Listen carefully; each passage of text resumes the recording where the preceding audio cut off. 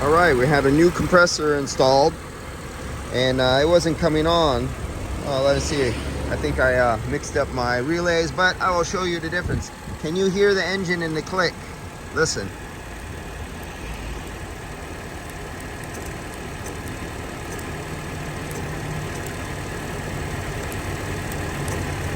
Do you hear the click? Do you hear the engine? Got a little pressure. I took it back out. So now let's get the other one. Oh, it's going on now. God damn it. I hate that one video. It doesn't do it on video. One of these wasn't working for a minute. And I see a lot of do I see corrosion down there?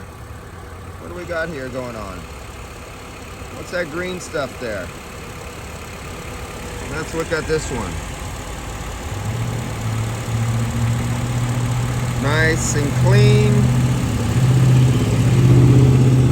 And corrosion. Green corrosion. You see that green corrosion coming out of the edges there?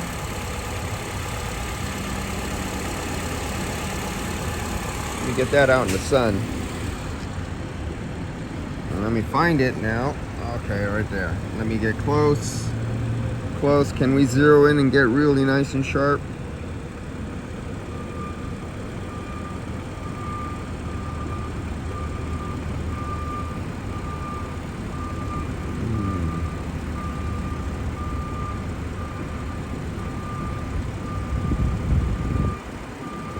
Well, I can tell you, one of these guys wasn't working a minute ago, and I didn't mark it.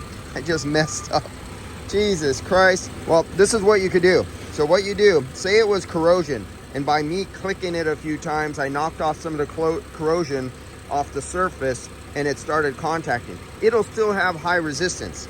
So what you do is you energize it.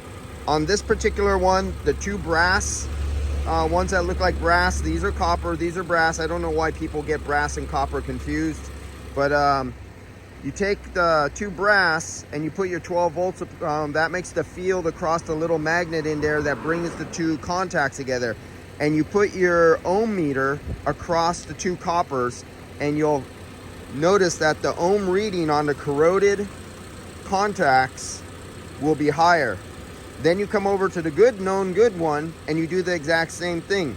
You put your power across the field coil of the magnetic coil that will bring across onto the copper, and you put your ohm meter across that, and you'll see you have very low resistance. And that's how you'll know which one's your bad one. We just had a no start here. It wasn't coming on until I kept clicking it many times. And then when I went to make the video, it actually worked right in front of the video, and I didn't get to show you the failure. But that's what we got going on here. So that took care of that. I'll come back on the next one. This is the one that got the oil replaced. He did an oil change. He called me up on the phone and I walked him through the oil procedure. He had the factory or the Denso manual, and he was following the Denso manual, and he wasn't 100% sure, which is really good. He called me, I walked him through it, and he did it right. So I have no worries about oil inside this system, that it's not over oiled. All right guys, I'll be back. See ya. Remember, when you make videos, pay attention to what you're doing and mark things, because when you get into doing videos, you forget what you're doing sometimes.